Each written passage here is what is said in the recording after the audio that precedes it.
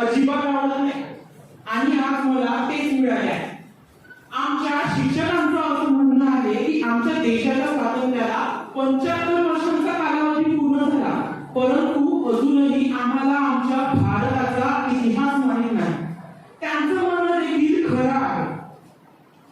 आज संपूर्ण देश आपल्या स्वातंत्र्याचा अमृत महोत्सव साजरा करतोय आणि मी त्याबाबत असाइनमेंट लिहितो. पण एक प्रॉब्लेम आहे. आज असाइनमेंट सबमिशनची लास्ट डेट आहे. तुम्ही मला मदत करू शकता का? माझ्याकडे काही प्रश्न आले ज्यांच्या उत्तराबाबत मला खात्री नाही. तर पहिला प्रश्न असा आहे, यापैकी कोणते स्वातंत्र्य सैनिक दक्षिण आफ्रिकेतील सिव्हिल राईट ऍक्टिव्हिटीमध्ये होते? ऑप्शन ए आहे बाळ गंगाधर टिळक, ऑप्शन बी आहे नेताजी सुभाषचंद्र बोस, ऑप्शन सी आहे मोहनदास करमचंद गांधी आणि ऑप्शन डी आहे मोतीलाल नेहरू. यानंतर प्रश्न दुसरा आहे, सायमन गो बॅक अशी सिंहगर्जना कोणी केली?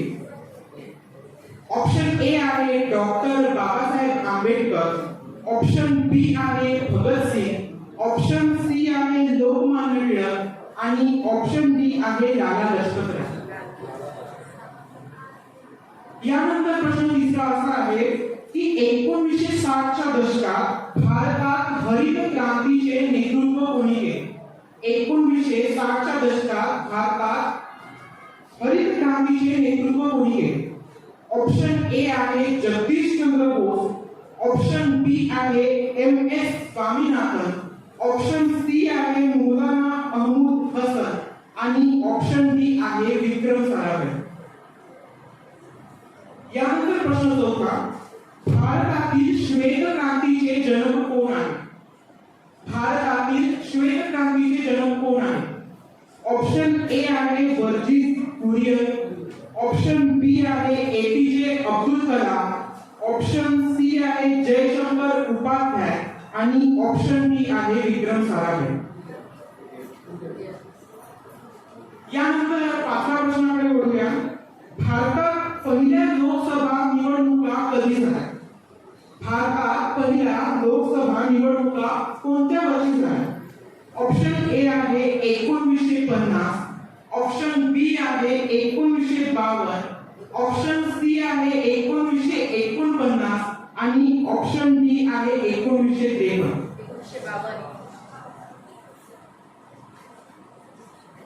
यानंतर सहावा प्रश्न आहे, वंदे मातरमचे लेखक कोण आहे? ऑप्शन ए आहे महात्मा गांधी, ऑप्शन बी आहे रवींद्रनाथ टागोर, ऑप्शन सी आहे बंकिमचंद्र चॅटर्जी आणि ऑप्शन डी आहे शरदचंद्र चॅटर्जी. यानंतर प्रश्न सातवा, सत्यमेव जयते हा स्लोगन कुणी दिला? ऑप्शन ए आहे बाळ गंगाधर टिळक, ऑप्शन बी आहे रवींद्रनाथ टागोर, ऑप्शन सी आहे सूर्यकांत त्रिपाठी आणि ऑप्शन डी आहे पंडित मदन मोहन मालवीय.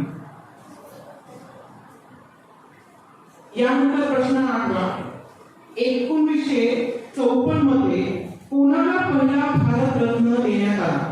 1954 मध्ये कोणाला पहिला भारतरत्न देण्यात आला?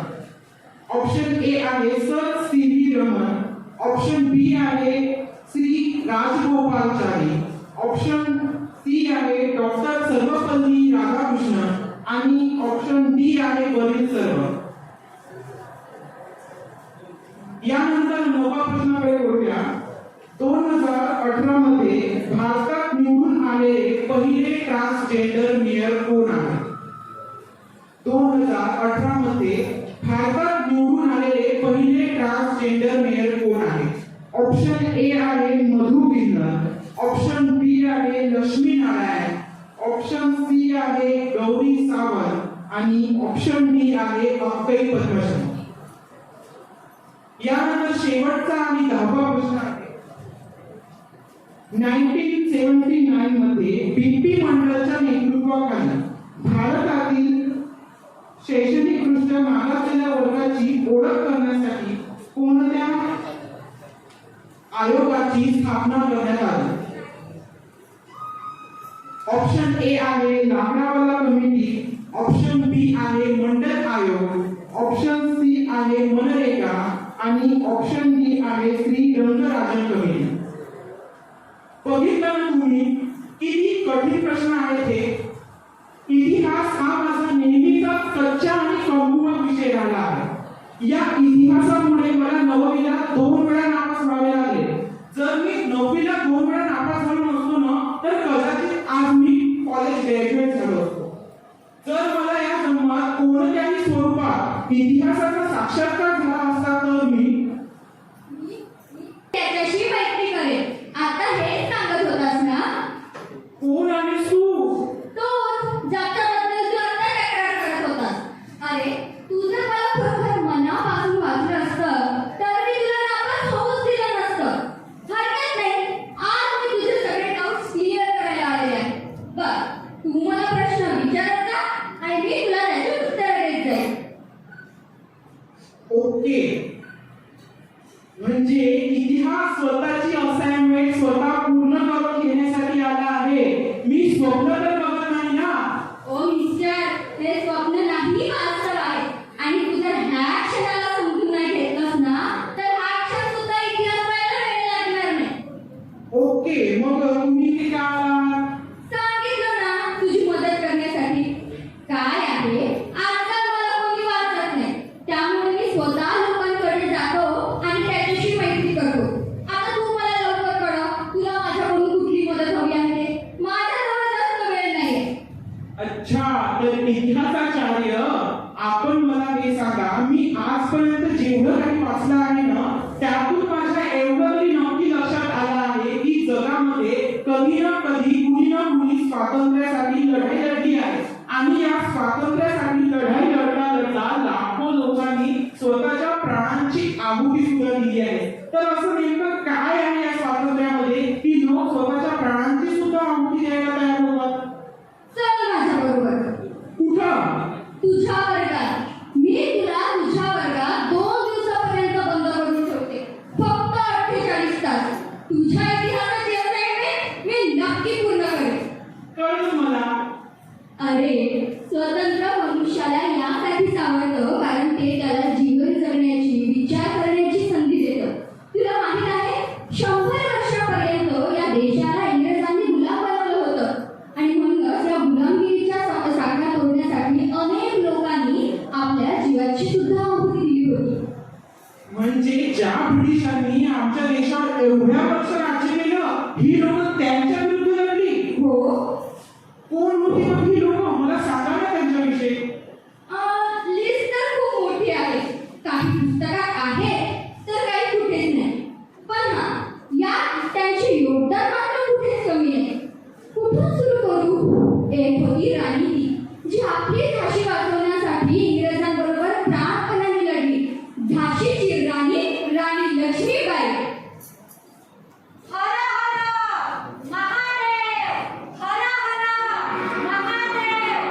इंग्रजांनी कूटनीती करून आम्हाला नामशेष करण्यासाठी खूप मोठा षडयंत्र रचला आहे. या संग्रामाला अखंड चालू ठेवण्यासाठी ज्यांना आमच्याबरोबर यायचं आहे ते येऊ शकतात आणि जे येणार नाही ते तुझा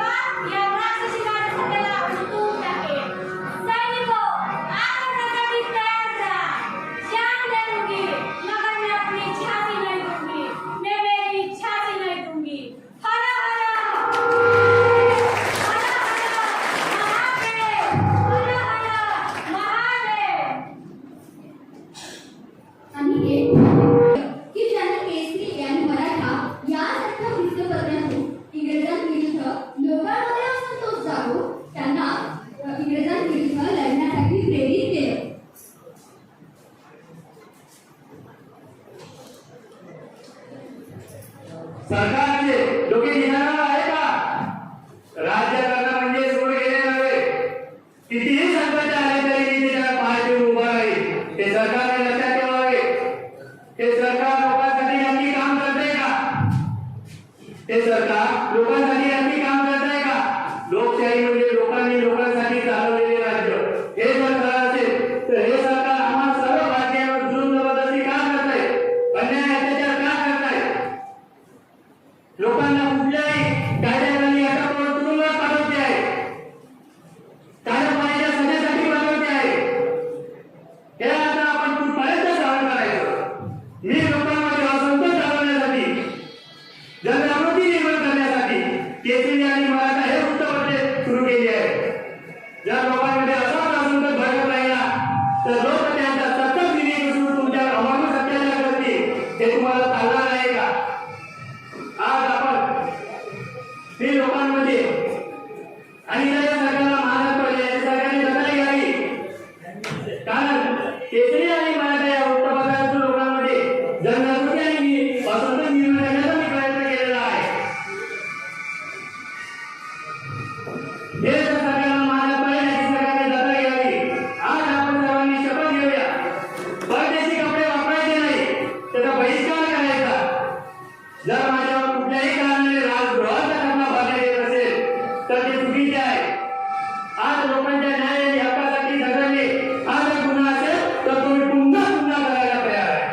कारण स्वराज्य हा माझा जन्मसिद्ध हक्कच आहे आणि तो मी मिळवणार. जय हिंद, जय महाराष्ट्र.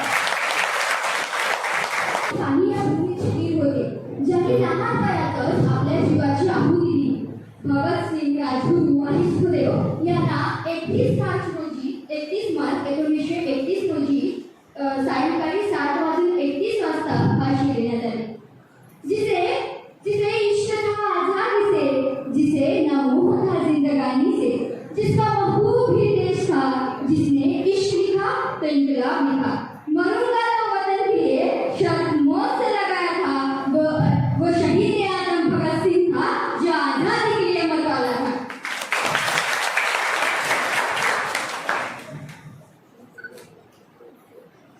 सरफरोशी की तमन्ना अब हमारे दिल में है. देखना है जोर कितना बाजुए का दिल में है. वक्त आने दे बता देंगे तुझे है आसमां. हम अभी से क्या बताए क्या हमारे दिल में है. प्रत्येक मनुष्याचा जीव आम्ही पवित्रच मानतो. जर आज आम्हाला फाशी दिली गेली नाही तर हा आमच्यावर अन्यायच होईल. जेव्हा आम्ही हसत हसत मृत्यूला कवटाळू तेव्हा हिंदुस्थानच्या तमाम जनतेला असं वाटायला पाहिजे की भगतसिंगासारखं कार्य आपल्या मुलांनीही केलं पाहिजे. त्यामुळे स्वतंत्र सेनान्यांची संख्या वाढेल. ती एवढी वाढेल की या मानुषी सत्तेला आमच्या क्रांतीचा मार्ग रोखणे अशक्य होईल. आज ना उद्या आपला भारत देश नक्कीच स्वतंत्र होणार आहे, यात कुठलाही संदेह नाही. कुठलीही क्रांती ही एका झटक्यात प्रगतीपथावर जात नसते. ती क्षण महिने वर्षानुवर्षे चालत राहिली पाहिजे. आणि क्रांतीनंतर सुद्धा बदल हा आवश्यकच आहे आणि तो बदल उत्क्रांतीनेच होऊ शकतो. आणि मग तो दिवस येईल जेव्हा आपण स्वतंत्र होऊ. तेव्हा आपला स्वतःचा आकाश असेल आणि शहीदांच्या चितेवर जमतील क्रांतिकारकांचे मेळे. आता मला कुठलाच भौतिक इच्छेचा मोह उरला नाही. माझं संपूर्ण जीवन हे या देशासाठी समर्पित आहे. हिंदुस्थानी आहोत आम्ही. हा हिंदुस्थान आमचा आहे. चालते वा गोरे लोक, जेथे देश तुमचा आहे. हम रूठे टुकड़े खाएंगे, भारत पर वारे जाएंगे. हम सूखे चने चबाएंगे, भारत की बात बताएंगे. हम नंगी उम्र बिताएंगे, भारत पर जान लुटाएंगे. इनकलाब जिंदाबाद, इनकलाब जिंदाबाद.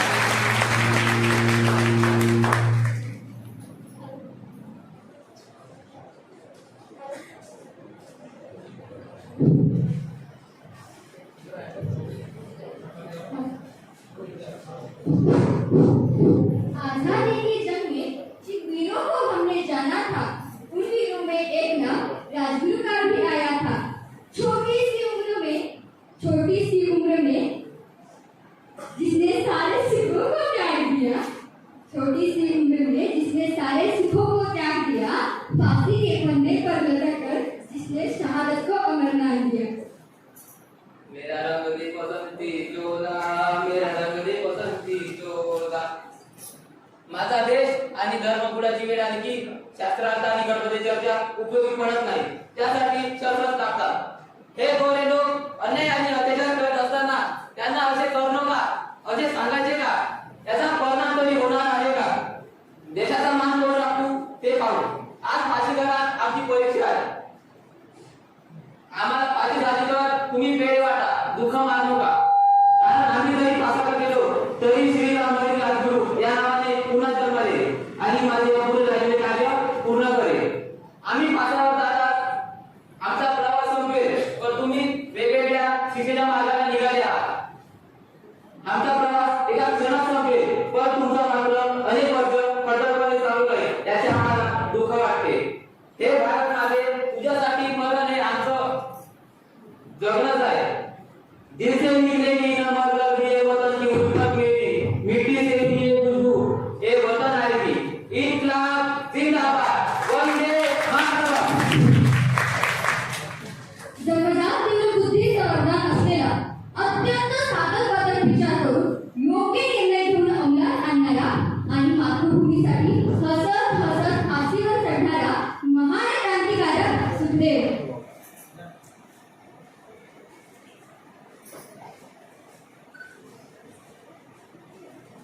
जुलूम करणारापेक्षा जुलूम सहन करणारा अधिक जबाबदार असतो, कारण तो जुलूम सहन करून या प्रक्रियेत निर्वा बावधा राहतो। जुलमी शासन एवढं करेल जर सत्य होणार असेल तर सत्याचा आग्रह धरण्यात काय अर्थ आहे? आत्मसंरक्षण ही प्रत्येक प्राणी मात्राची सहज प्रवृत्ती आहे। एक मारतो आणि दुसरा सहन करतो, हे लाचारी सत्याग्रह। सत्याग्रह हा फक्त आत्मधनाने सिद्ध होते असे मला वाटते। आम्ही ब्रिटिशांच्या साम्राज्यवादी धोरणाविरोधात लढा पुकारला आहे। मूठभर गोरे व्यापाराच्या निमित्ताने आमच्या देशात येतात, इथेवर ठीक होते, पण या स्वार्थी राजवटीने बंगाचा वापर करून आमच्या देशाचा प्रदेश गुलाम बनवले आहे। सामान्य नागरिकांना त्यांच्या कुटीर कार्याची जाणीव करून देऊन परकीयांना त्यांची जागा काढून देण्यास उद्युक्त करणे हे शिक्षण तरुणांचे आद्य कर्तव्य आहे। मी माझ्या मातृभूमीस पालकांच्या ताब्यातून मुक्त करण्याचा धर्म स्वीकारला आहे आणि ते जर रक्ताची आहुती होत असेल तर आम्ही आमच्या डोक्याला पतंग बांधून आत्मसमर्पण करण्यास तयार आहोत। माझ्या मते हे मातृभूमीवर कराराने केलेले प्रेम आहे आणि यात जर सरकारला गुन्हा सुरू असेल तर सरकारला माझा प्रश्न आहे, कशाला सजा देणार आहात? सरफरोशी की तमन्ना अब हमारे दिल में है, देखना है जोर कितना बाजुए का दिल में है। इन्कलाब जिंदाबाद, इन्कलाब जिंदाबाद, इन्कलाब जिंदाबाद, जिंदाबाद जिंदाबाद, इन्कलाब जिंदाबाद, जिंदाबाद जिंदाबाद, इन्कलाब जिंदाबाद, जिंदाबाद जिंदाबाद। इन्कलाब जिंदाबाद।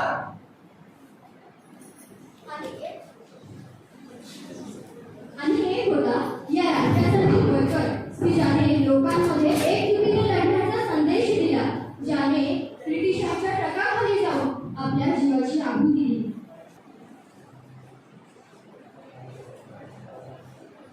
मित्रांनो, परदेशी वस्तू जाळून टाका, स्वदेशीचा वापर करा। तुम्ही असे हिंदू मुसलमान एकमेकांशी वैभव करण्यात काही अर्थ नाही। आपल्या सगळ्यांचे रक्त हे एकच आहे। आपण असे एकमेकांकडून संपण्यापेक्षा ते एकजूट होऊन या परकीय राजसत्तेला उचलून लावू। जर आपण असेच एकमेकांशी लढत राहिलो तर त्यांना आपल्या राज्य करणं सोपं राहील। त्यांची पोळा आणि राज्य करायची नीती ओळखा। मित्रांनो, आपण सगळे एकाच रक्ताळावाचे आहोत ना? मग आपला जात, धर्म, पंथ, वंश असे भेद कसे राहावे? ईश्वरांनी आम्हाला ही एकच शक्तीची गुण आहे असे आपापसात करून आपले रक्त वाढवण्यापेक्षा त्या जुलमी विरुद्ध लढून आपण आपल्या भारत मातेला स्वतंत्र करूया। एकमेकांविषयी वैभव करण्यापेक्षा एकमेकांविषयी आदर वाढवू, प्रेम, बंधन निर्माण करूया। वंदे मातरम, वंदे मातरम, वंदे मातरम। आणि एक होते ज्यांनी इंग्रजांविरुद्ध स्वतःचे समांतर सरकार चालवले, असंख्य वेळ जेल गेले आणि या राज्याच्या निर्माणासाठी खूप संघर्ष केले।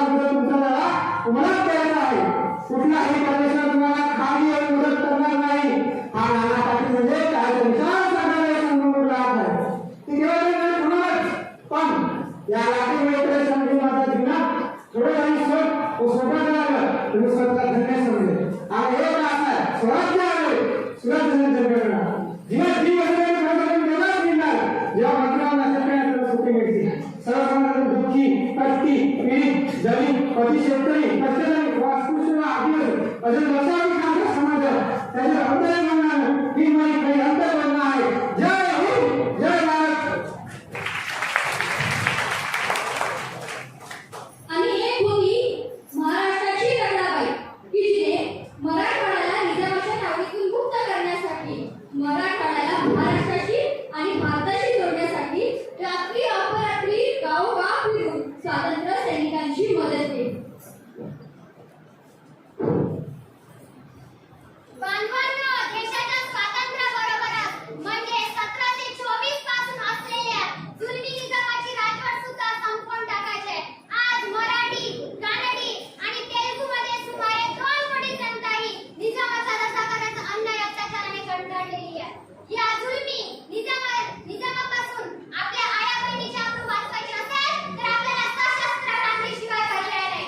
बांधवांनो, आपला राजा शिवछत्रपतीची शपथ आहे. तुम्हाला राजा छत्रपतीचे राज्य हवे असेल, अहिल्यादेवीचे राज्य हवे असेल, झाशीच्या राणीचे राज्य हवे असेल तर अशा या हरामी अवलादींना ठेचून काढल्याशिवाय, यांचं संपूर्ण नानाट केल्याशिवाय मी स्वस्थ बसणार नाही.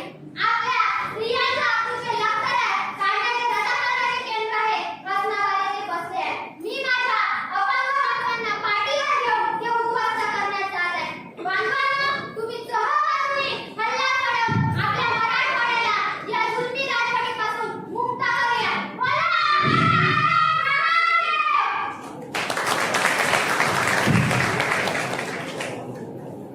आणि एक होते ज्यांचे स्वातंत्र्य प्राप्तीचे मार्गच वेगळे होते. एक सबूत कटक में जन्मा भारत माँ का वो रखवाला, ओंधे पद को ठुकराया जिसने घोष था उसका नाम निराला. आमचा निशस्त्र प्रतिकारानं पण आमचा ठाम विश्वास आहे की निशस्त्र प्रतिकाराने या देशाला स्वातंत्र्य मिळणार नाही. आपला देश हा एका निर्णायक अवस्थेला पोहोचलेला आहे. तेव्हा सर्व देशी बांधवांची एकच भावना असायला हवी, संपूर्ण आझादी. जोपर्यंत आपल्याला संपूर्ण स्वातंत्र्य मिळत नाही तोपर्यंत आपण लढत राहायचं आणि आपण आपलं स्वातंत्र्य हिसकावून घ्यायचं. या गोष्टीमध्ये कुठलाही संदेह नाही. या जगामध्ये फुकट काहीच मिळत नाही आणि स्वातंत्र्याची किंमत आहे बलिदान. आपण जे काही स्वातंत्र्य मिळवणार आहोत आपल्या हृदयावर मिळवणार आहोत. ही गोष्ट प्रत्येक व्यक्तीने आपल्या ध्यानात ठेवली पाहिजे. यामध्ये कुठलाही संदेह असता कामा नये. आजपर्यंत जपानी सेना आपली मदत करत आली होती, परंतु दुसऱ्या महायुद्धानंतर हिरोशिमा आणि नागासाकी या 2 शहरांवर हल्ला झाल्यामुळे जपानने इंग्रजांविरुद्ध आपल्या सैन्याला मदत करणं बंद केले. तर अशा बिकट परिस्थितीमध्ये मला तुमच्या मदतीची जास्त गरज आहे.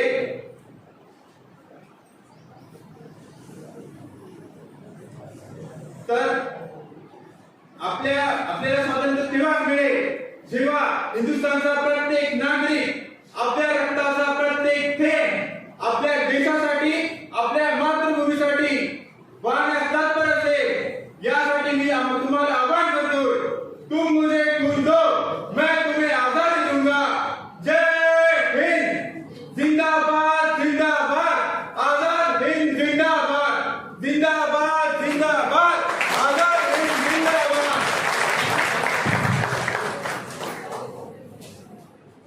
आणि एक होते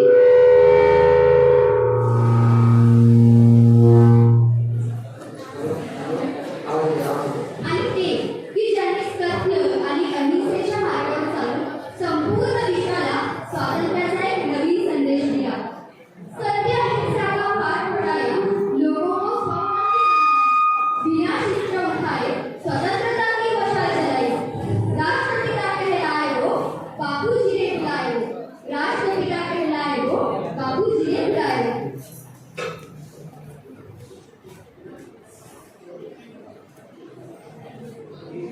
हिंसेमध्ये छळ्यापासून मुक्ती मिळत नाही. सत्य आणि अहिंसा हे भयापासून मुक्ती मिळवण्याचा मार्ग आहे. जर भीतीच नसेल तर गुन्हा असणार नाही. गुन्हा एक गुन्ह्याला जन्म देते आणि दोन्हीकडून सुरभावना पेटून होते. आजादी आणि गुलामी ही मनाची स्थिती आहे. ज्या क्षणी तिला विषय करतो की तो आता गुन्हा करणार नाही, त्या क्षणी त्याने सावधान उठतात. तो स्वतःला मुक्त करतो आणि दुसऱ्यांना देखील मार्गदर्शन करतो. आज आपल्याला एक शपथ घ्यायची आहे की कुठल्याही प्रकारचं जुलम मी समर्थन करणार नाही आणि जी आज्ञा माझ्या विवेकबुद्धीला पटणार नाही त्याची मी अवज्ञा करीन. तर आजपासून आपण परदेशी कपडे वापरणार नाही.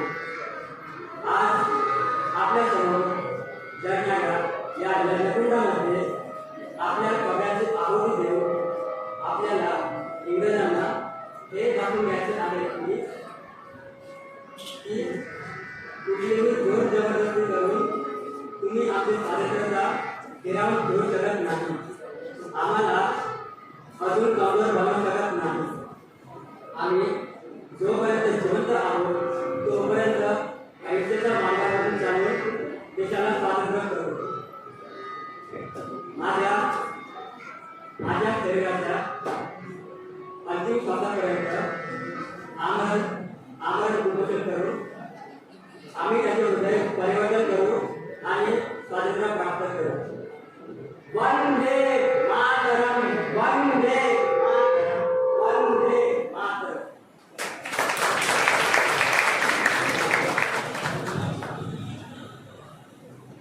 Wow, what characters!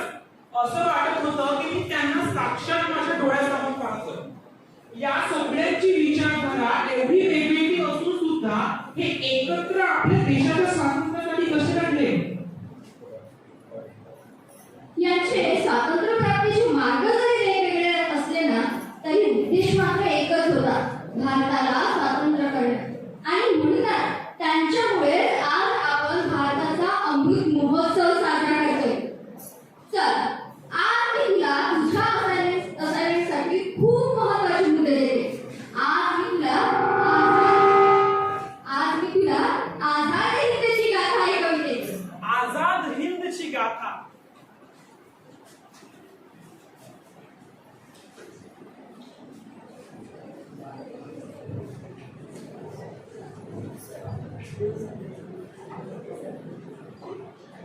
आझाद हिंदच्या गाथेची सुरुवात 15 ऑगस्ट 1947 रोजी झाली. या दिवशी आपला देश स्वतंत्र झाला आणि डॉक्टर बाबासाहेब आंबेडकर यांनी लिहिलेले संविधान आजच्या दिवशी म्हणजे 26 जानेवारीला लागू केले आणि आपला देश गणतंत्र बनला.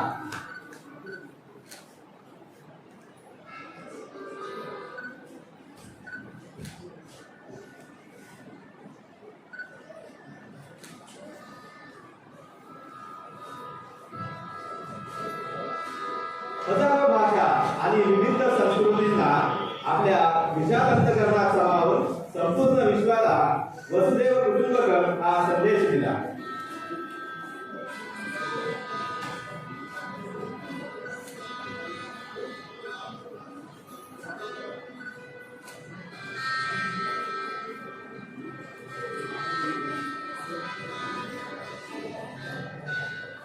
सगळ्यांना समान अधिकार, समान शिक्षण, समान न्याय, आपल्या सगळ्या नागरिकांच्या हातात हक्क देऊन भारत बनला जगातील सर्वात मोठा लोकतंत्र. स्वतंत्र भारताच्या पहिल्या निवडणुकीमध्ये सर्व भारतीयांनी आपल्या मतदानाचा हक्क बजावून आपल्या अधिकाराचा उपयोग केला आणि लोकशाहीला आणखी मजबूत केले. याच लोकशाहीमुळे आपल्याला मिळाली एक महिला पंतप्रधान, पहिली महिला राष्ट्रपती आणि एक पहिली आदिवासी महिला राष्ट्रपती.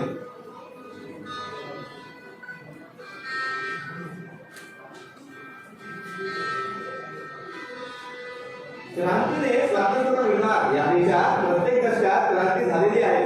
जनक्रांती, लोकक्रांती आणि सामाजिक क्रांती बरोबरच हरित क्रांती आणि श्वेत क्रांतीही झाली, ज्यामुळे शेती व्यवसायामध्ये आणि दुग्ध व्यवसायामध्ये घडून आली क्रांती.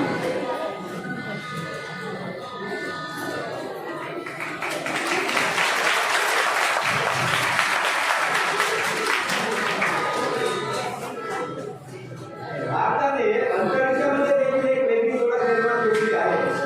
पोखरण येथे झालेली पहिली न्यूक्लिअर बॉम्बची टेस्ट, मुंबईतून भरारी घेणारं पहिलं रॉकेट अग्नि मिसाईल, चंद्रयानाच्या यशस्वी उड्डाणानंतर पहिल्याच प्रयत्नात मंगळग्रहावर देखील आपला झेंडा गाजवला. आकाशातून एक वेगळा तारा दिसू लागला जेव्हा रॉकेट ऊपर से भारत कैसा दिखता है? सारे जहां चलते हीरो काम है।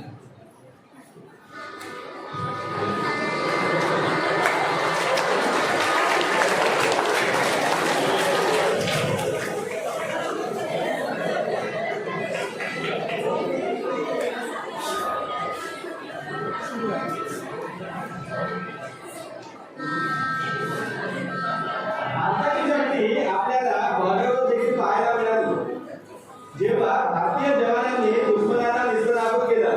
सर्जिकल स्ट्राईकने आपल्या अमेरिकेला त्रास दिला.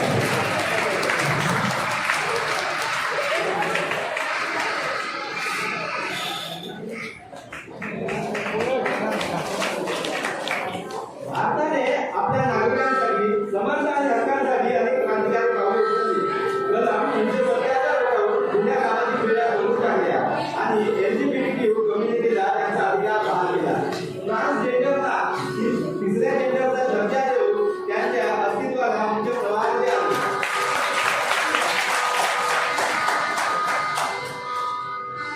भारताने खेळामध्ये देखील उत्तुंग कामगिरी केलेली आहे. मेरी कॉमने एशियन गेम कुस्तीमध्ये सुवर्ण पदक जिंकले. मिल्खा सिंगने एशियन गेम बरोबरच कॉमनवेल्थ गेममध्ये 400 मीटर शर्यतीमध्ये सुवर्ण पदक जिंकले. भारताने एशियन गेममध्ये दर पदके जिंकून रेकॉर्ड बनवला.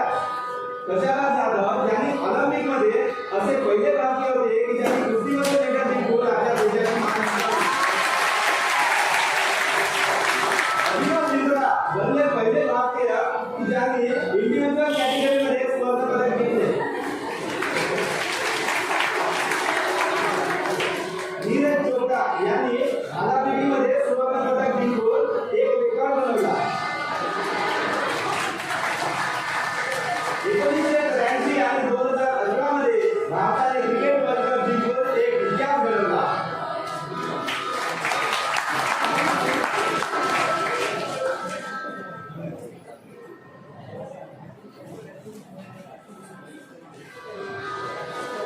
भारताने सामान्य माणसाला बळ देण्यासाठी अनेक पावले उचलली. UPI आणि आधार कार्डने सामान्य माणसाला शासन बनवले. झिरो बॅलन्स अकाउंटमुळे करोडो गरिबांना बँकिंग व्यवस्थेत जोडले. सर्वात मोठ्या रेल्वे नेटवर्कमुळे भारतीय लोक एकमेकांशी जोडतात. चांगल्या आणि अफोर्डेबल इंटरनेट सोयीमुळे भारतीय लोकांना एकमेकांशी जोडले. 100हून जास्त युनिकॉर्न आणि 70,000हून जास्त स्टार्टअप यामुळे भारत बनला जगातील दुसरा सर्वात मोठा स्टार्टअप.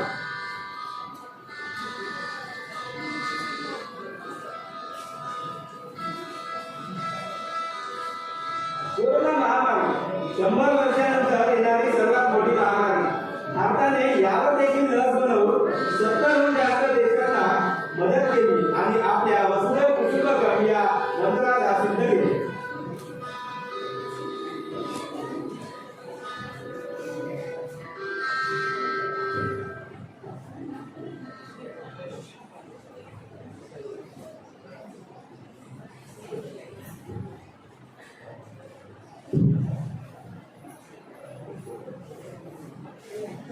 वसुधैव कुटुंबकम. आज मला कळलं की माझा देश संपूर्ण विश्वाला आपला कुटुंब मानतो आणि तीच या देशाची संस्कृती आहे. या हिस्ट्री असाइनमेंटमुळे मला आज स्वतंत्र भारताची गाथा ऐकायला मिळाली. हिस्ट्री जर स्वतंत्र प्राप्तीनंतर आपण 75 वर्षात एवढी प्रगती करू शकतो, तर जेव्हा आपण भारताचा शतक महोत्सव साजरा करू तेव्हा आपण कुठं असतो? हा, तिथपर्यंत पोहोचण्यासाठी आपल्याला खूप कठोर मेहनत करावी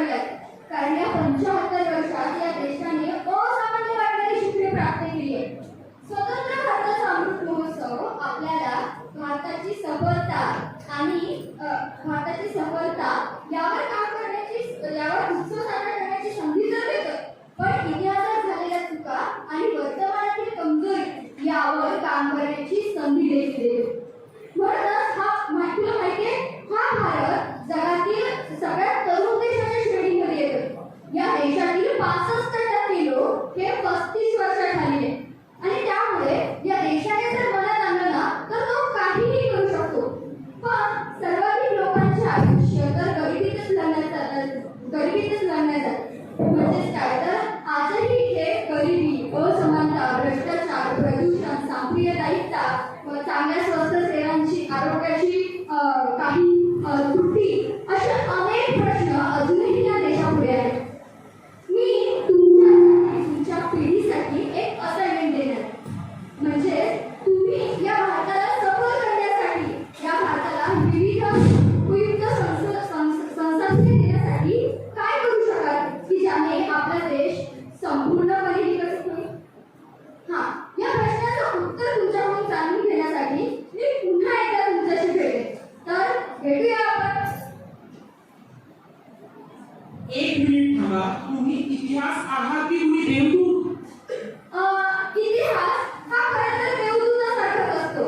म्हणजे काय, जे त्याला वाचतात ते इतिहासातून काहीतरी शिकतात आणि स्वतःचा इतिहास रचतात. आणि जे त्याला वाचत नाही ते काही प्रगती करू शकत नाही. त्यामुळे प्रत्येकाने इतिहास रचला पाहिजे आणि इतिहास रचलाच पाहिजे. चला भेटू आपण पुन्हा. धन्यवाद.